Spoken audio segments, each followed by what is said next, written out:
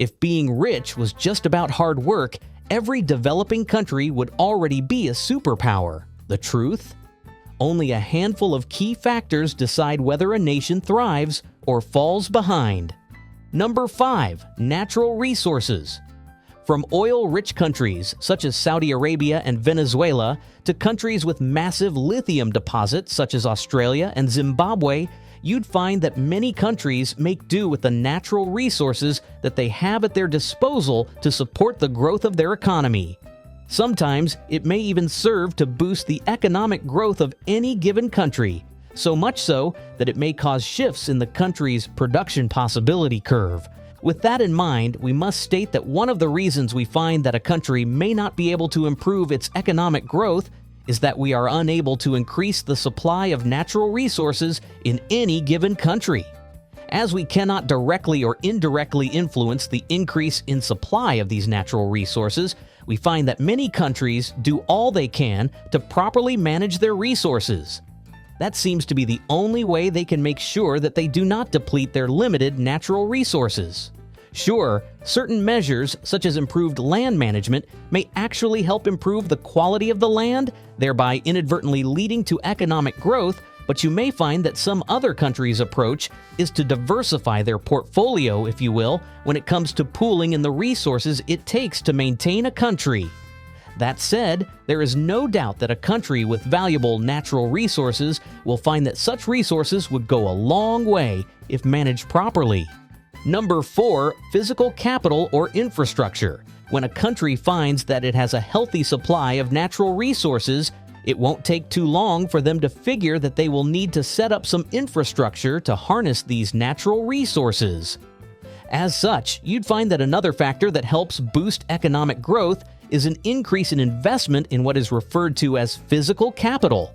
When we refer to physical capital, we're talking about infrastructure such as factories, roads, schools, hospitals, and the likes. As much as they may cost when it is time to build these infrastructure, you may find that this proves to be a great investment.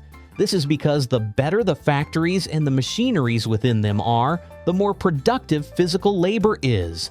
As you may already know, this may lead to an increase in output, which is for the benefit of everyone involved. Think about it this way. If a town has great roads that give access to trucks, this would be great for business and the economy because it would reduce all the problems the drivers may face when moving raw materials or goods from such a town. If an entire country is able to maintain such fantastic roads, just imagine what it would do for the country's GDP. Trust us when we say an investment in physical capital is definitely an investment in economic growth. Number 3. Population. As you can imagine, someone is going to need to get those raw materials out of their location, and someone is going to have to build and maintain all those roads and factories. As such, you can see how a country's population is imperative when it comes to achieving economic growth. After all, this means that such a country has a high workforce. Sure, a high workforce could lead to a high rate of unemployment. After all, there are several third-world countries that are facing such a problem as we watch this video. That said, this may be better in the long run, especially as many countries complain about their dying population. Do not dismiss the importance of a growing population when it comes to economic growth. Human capital. As much as we'd love to have a growing population for the sake of promoting economic growth, there is no point having a large population if a country is not going to invest in its human capital.